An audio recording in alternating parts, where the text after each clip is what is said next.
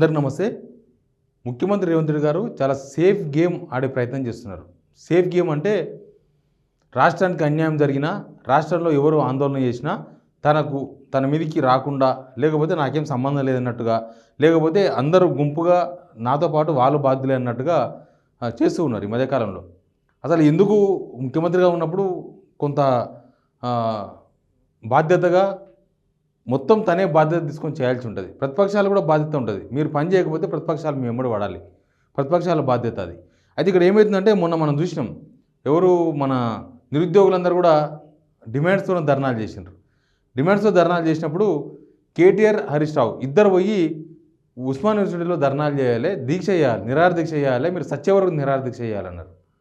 నిజానికి అది బాధ్యతారాహిత్యం. సరే, ఫస్ట్ టైం కదా ముఖ్యమంత్రి గారు అంటే అన్నారేమో పొలిటికల్ కామెంట్ అనుకున్నాం. తీరా చూస్తే బడ్జెట్లో తెలంగాణకు అన్యాయం జరిగిన తర్వాత కూడా కేసీఆర్ రావాలి, అసెంబ్లీలో మాట్లాడాలి, కేసీఆర్ రావాలి, చర్చలో పార్టిసిపేట్ చేయాలి, కేసీఆర్ దీక్షలో కూర్చోవాలి, జంతర్ మంతర్ దగ్గర రండి, మీరు రండి, మేము కూర్చుంటాం. కేసీఆర్ రాడు, మీరు కూర్చోరా? బాధ్యత, రాష్ట్ర బాధ్యత కేసీఆర్ని దింపేసి మీ చేతికి ఇచ్చేసిండ్రు జనమంతా.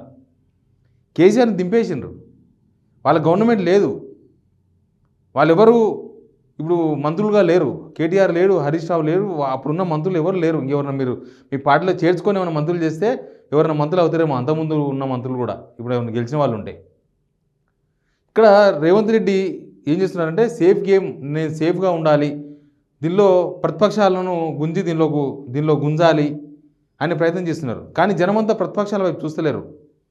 కేసీఆర్ ఏం చేస్తాడు, కేటీఆర్ ఏం చేస్తాడు, హరీష్ రావు ఏం చేస్తాడు, బీజేపీ అంటే తప్పక చూడాల్సిందే. ఎందుకంటే సెంట్రల్లో వాళ్ళే ఉన్నారు కాబట్టి వీళ్ళు ఏమైనా చెప్తారేమో అని వాళ్ళ దిక్కు చూస్తారు. ఇప్పుడు బీఆర్ఎస్ వైపు జనం చూస్తలేరు. వాళ్ళు బాధ్యత తీసుకొని వాళ్ళ తరఫున, జనం తరఫున వాళ్ళు ఏం చేస్తారో చూస్తారు. కానీ ముందు బాధ్యత మీ మీద ఉంది. ప్రభుత్వ పెద్దగా మీరు ఇక్కడ ఏ సమస్య వచ్చినా, రాష్ట్రానికి ఏం జరిగినా మీ వంతుగా మీరు ఖచ్చితంగా పోరాటం చేయాల్సిందే. అది వాళ్ళని కలుపుకొని పోవాలనుకున్నప్పుడు కూడా మీరు ఫస్ట్ ఇనిషియేషన్ మీరు తీసుకొని మీరు వెళ్ళి చేసి వాళ్ళకి ఏ సందర్భంలో, ఎందుకంటే మీరు అన్ని నిర్ణయాలు అఖిలపక్షాలు పిలిచి, అన్ని పార్టీల నేతలు పిలిచి ఏం చేస్తలేరు. ఇప్పుడు మూసీ రివర్ ఫ్రంట్ అంటున్నారు, ఎవరైనా పిలిచి మాట్లాడినరా? కనీసం మీ మిత్రపక్షం అన్న కమ్యూనిస్ట్ పార్టీలతో పిలిచి మాట్లాడినరా? వాళ్ళు కూడా ఆపోజ్ చేస్తున్నారు దాన్ని. రైతు బంధు మీద అభిప్రాయ సేకరణ అంటున్నారు, దాని గురించి కనీసం అఖిలపక్షం ఆల్ పార్టీ మీటింగ్ పెట్టి అడిగినరా? అడగలేదు. పోనీ నిరుద్యోగులు ఇంత ఇష్యూలో ఉన్నారు కదా, నిరుద్యోగులు నిన్న మొన్నటి దాకా డిఎస్ఏలు వాయిదా వేయమన్నారు. వాయిదా వేయాలన్నా వద్దా, వాయిదా వేస్తే ఏం సమస్యలు వస్తాయని అన్ని పార్టీలు పిలిచి మాట్లాడినరా? మాట్లాడలేదు. ఇప్పటికీ గ్రూప్ 1 వాళ్ళు 1:100 పిలవాలని డిమాండ్ చేస్తున్నారు. 1:100 పిలిస్తే లీగల్ కాంప్లికేషన్స్ వస్తాయని మీరు చెప్తున్నారు. మరి నిజమా అబద్ధమా? నిజంగా లీగల్ కాంప్లికేషన్స్ వస్తాయా? తెలంగాణ పిల్లల గురించి కదా, పిలిచి మాట్లాడతారా? మాట్లాడలేదు. రుణమాఫీ విషయంలో ఎవరికి ఎట్లా ఇవ్వాలి, దీని రూల్స్ ఏంది, కండిషన్స్ ఏంది, ఆల్ పార్టీ పెట్టి మాట్లాడినరా? మాట్లాడలేదు. అంటే సమస్య వచ్చినప్పుడు మీరు ప్రతిపక్షాలను కూడా దీనిలో గుంజి నేను సేఫ్ అని చెప్పుకునే ప్రయత్నం చేస్తున్నారు. కానీ జనమంతా మీ వైపే చూస్తున్నారు. మీరు ఏం చేస్తారు? ఇప్పుడు తెలంగాణకు అన్యాయం జరిగింది. నిన్న మొన్నటి దాకా మీరు ఎవరిని అడిగి పెద్దన్న అని చెప్పుకున్నారు? మోడీ పెద్దన్న అని ఎవరిని అడిగి చెప్పుకున్నారు? మీరు మోడీతో, అమిత్ షాతో సీక్రెట్గా మాట్లాడొచ్చిండ్రు. బయటకు వచ్చిన తర్వాత ఏదో మేము దానికోసం కలిసాం, దీనికోసం కలిసామని 2 ప్రెస్ నోట్లు ఇచ్చిండ్రు. అసలు లోపల ఏమేమి మాట్లాడుతున్నారో మీరు ఎవరికైనా చెప్పినరా? ప్రతిపక్షాలు ఎమ్మెల్యేని కూడా ఎమ్మడేసుకొని పోయేది ఉండే. అప్పుడు మీరు పోయేటప్పుడేమో మీతో పాటు డిప్యూటీ సీఎం ఉంటారు, కనీసం మంత్రులు కూడా తీసుకుపోరు. మీ పార్టీ ఎమ్మెల్యేని కూడా తీసుకుపోరు, థర్డ్ పార్టీని తీసుకుపోరు. మీ పార్టీలో, మీ ప్రభుత్వంలో ఉన్న ఎమ్మెల్యేలు ఎవరిని తీసుకుపోరు. నాకు తెలిసి రేపు ఉన్నారు కదా కాంగ్రెస్లో చేరిన బీఆర్ఎస్ ఎమ్మెల్యేలు కూడా వాళ్ళకేం విశ్వాసం ఉండదు. వాళ్ళని ఒక డీ బ్యాచ్ లాగా చూస్తారు కాంగ్రెస్లో. అసెంబ్లీలో మనం అదే చూస్తున్నాం. మరి అట్లాంటప్పుడు ఈ సిచ్యువేషన్ వచ్చినప్పుడు మీ సత్తా ఏందో తెలవాలి జనానికి. మీ మార్కు పాలన అందాలి. రేవంత్ రెడ్డి గారు ఏ సమస్య వచ్చినా ఎదుర్కొంటారు, మా కోసం రేవంత్ రెడ్డి గారు చేస్తారు, మా కోసం రేవంత్ రెడ్డి గారు నిలబడతారు అనే విశ్వాసం మీరు కల్పించుకోవాలి తప్ప ప్రతిదానికి ఆయన వచ్చి మాట్లాడాలి, ఈయన వచ్చి మాట్లాడాలి, ఆయన వచ్చి దీక్ష చేయాలి, ఆయన పోయి ఆడ కూర్చోవాలి, ఇది కరెక్ట్ కాదు. ప్రజాస్వామ్యంలో ప్రభుత్వమే చేయాలి. మీ ప్రభుత్వం ఫెయిల్ అయినప్పుడు ఖచ్చితంగా ప్రతిపక్షాలు చేయాలి, అది వాళ్ళ బాధ్యత. రాష్ట్రం గురించి వచ్చినప్పుడు కేసీఆరే రావాలి, కేసీఆరే మాట్లాడాలి, ఇది డైవర్షన్ చేయడం, సమస్యను డైవర్షన్ చేయడం. ఇక్కడ మీకు ఇష్యూ మోడీతో లేకపోతే బీజేపీతో, కేంద్ర ప్రభుత్వంతో ఇష్యూలో ఆల్రెడీ మొదటి నుంచి చెప్తూనే ఉన్నారు వీళ్ళు మోసం చేస్తారు, వీళ్ళు మోసం చేస్తారని. మీరు దాన్ని ఫాలో కాలేదు. వీళ్ళు ఏదో వాళ్ళ రాజకీయం కోసం మాట్లాడుకున్నారని అందరూ అనుకున్నారు. తీరా చూస్తే ఇప్పుడు మొత్తం గొంతు కోసిన దాకా అర్థం కాలేదు. తెలంగాణకి ఏమి ఇవ్వకపోయేసరికి ఇప్పుడు అర్థమవుతుంది ఏం చేస్తారు ఏం చేయరు అని. సరే, బీజేపీ వాళ్ళు అసెంబ్లీలో కూడా చాలా విషయాలు చెప్పారు, మేము ఇది చేసినాం అది చేసినామని ఇప్పుడు కూడా చెప్తున్నారు. దాంతో సరిపెట్టుకుందామా? అది కాదు కదా కావాల్సింది. ఇప్పటికి 17-18 సార్లు ఢిల్లీ పోయినారు. మళ్ళొకసారి పోండి, మళ్ళొకసారి పోయి మోడీని కలవండి. బడ్జెట్ నడుస్తుంది, చర్చ నడుస్తుంది. తర్వాత దీని మీద అమెండ్మెంట్స్ ఉంటాయి కదా, తర్వాత అమెండ్మెంట్స్ ఉంటాయి. పద్దుల మీద చర్చ తర్వాత ఫైనల్గా బిల్లు చట్టంగా మార్చే టైంలో కొన్ని అమెండ్మెంట్స్ ఉంటాయి కదా. ఏమైనా అవకాశం ఉందేమో ట్రై చేయండి. అంతేగాని ఈడ కూర్చొని రాజకీయాలు చేయడం వల్ల లాభం లేదు. ఈడ కూర్చొని రాజకీయాలు చేయడం వల్ల తెలంగాణకు నష్టం, తెలంగాణ ప్రజలకు నష్టం. రాజకీయాలు చేయడం కన్నా ముందు చిత్తశుద్ధితో ఢిల్లీకి పోయి దీన్ని సాధించుకునే ప్రయత్నం మనం చేస్తే బెటర్. ఆడ ఎంపీలు చేసినంత మాత్రాన ఏమీ కాదు. ఎంపీలు మోడీని కలవమని చెప్తారా? చెప్పండి. వాళ్ళు ఎంపీలు ఎప్పుడూ మిమ్మల్ని కాదని చెప్పి మోడీని కలిసే అవకాశం లేదు.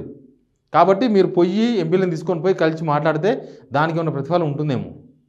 సేఫ్ గేమ్ ఆడాలని చూస్తే ఇవి రాజకీయాలు కాదు. మీరు పాలనలో ఉన్నారు. మీరు రాజకీయాల్లో ఉన్నప్పుడు సేఫ్ గేమ్ ఆడొచ్చు, ప్రతిపక్షంలో ఉన్నప్పుడు సేఫ్ గేమ్ ఆడొచ్చు. కానీ మీరు ప్రభుత్వంలో ఉన్న విషయం మర్చిపోతున్నారు. మీరా ముఖ్యమంత్రి లేకపోతే ఇంకెవరన్నా తెలంగాణకు ముఖ్యమంత్రి అన్న విషయం మీరే మర్చిపోతున్నారు. అప్పుడప్పుడు మీరు సేఫ్ గేమ్ ఆడాలనే ప్రయత్నంలో పాలన పక్కన పడేసి రాజకీయాలు చేసే ప్రయత్నం చేస్తున్నారు. రాజకీయమే 90% రాజకీయం చేస్తున్నారు, 10% పాలన చేస్తున్నారు.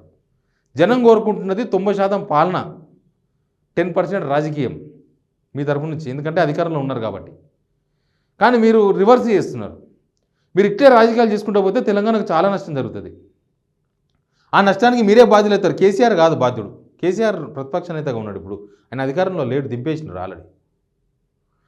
తెలంగాణకి ఏమీ రాకపోతే దానికి కారణం మీరే. అది సాధించలేకపోతే మీరే ఫెయిల్యూర్ అయినట్టు. ప్రతిపక్షానికి సంబంధం లేదు, ఏ ప్రతిపక్షానికి కూడా సంబంధం లేదు. కాబట్టి దాని సాధన కోసం మీరు ఏం చేస్తారనేది చూడండి. రాజకీయాలు చేయడం వేరు. రాజకీయాలు కేవలం ఎలక్షన్స్ అప్పుడే, తర్వాత మొత్తం అభివృద్ధి మీద కాన్సన్ట్రేషన్ చేస్తూ ఉన్నారు. బీజేపీ విషయంలోనే మాట్లాడినారు. ఇక్కడ రాష్ట్రానికి వచ్చే వరకేమో అసలు అభివృద్ధి లేదు, అభివృద్ధి లేదు, ఏమీ లేదు, కేవలం రాజకీయం చేసే ప్రయత్నం చేస్తున్నారు. ఇక్కడ నేను ఎవరి సైడ్ తీసుకొని మాట్లాడతలేను. ఒక పరిపాలకునిగా, ఒక పరిపాలన దక్షకునిగా, ఒక సీఎంగా ఉండాల్సిన లక్షణాలు అవి. ఇంకా రాజకీయం మీరు చేయదు. రాజకీయం మీరు ప్రతిపక్షాలతో చేసే రాజకీయం జనాల మీద ఎఫెక్ట్ పడుతుంది. జనాలతో రాజకీయం చేసినట్టు కనిపిస్తుంది. ఇక్కడ తెలంగాణకి ఇంత తీవ్ర అన్యాయం జరిగితే మీరు పొద్దున్నే లేచి పోతారేమో అనుకున్నారు అందరూ. ఢిల్లీకి పోతారేమో, మళ్ళీ మోడీని కలుస్తారేమో, అసలు ఏమైంది మా వినతి పత్రం అయిందని. నేను చెప్పినా కదా, 27వ తేదీన నీతి ఆయోగ్ మీటింగ్ ఉంది. ప్రధానమంత్రి వస్తున్నారు, అందరు ముఖ్యమంత్రులు పోతున్నారు. కానీ తెలంగాణ ముఖ్యమంత్రి పోతలేడంట. అది కూడా తెలంగాణకు నష్టమే. కనీసం ఈరోజు తెల్లవారుదాం లేకపోయినా 27వ తేదీన నీతి ఆయోగ్ మీటింగ్ పోతే కనీసం మోడీని మాట్లాడే అవకాశం ఉంటుంది. కేవలం ముఖ్యమంత్రులు మాత్రమే వస్తారు ఆ మీటింగ్కి. అందరు ముఖ్యమంత్రులు వస్తారు. మీరు కూడా పోతే కనీసం అడిగే అవకాశం ఉంటుంది. ఏమైంది, మా రాష్ట్రానికి ఏమి ఇవ్వలేదు, ఏపీకి ఇచ్చినప్పుడు మాకు ఎందుకు ఇవ్వలేదు, మాకు కూడా 15,000 కోట్లు ఇస్తారా, ఇవ్వండి. మూసి అంటే మాత్రం ₹1 రాదు. మూసి అంటే ₹1 రాదు. అసెంబ్లీలో బీజేపీ ఎంపీ మహేశ్వర్ రెడ్డి మాట్లాడింది ఇంతకుముందు. ఏమని మాట్లాడిండ్రు?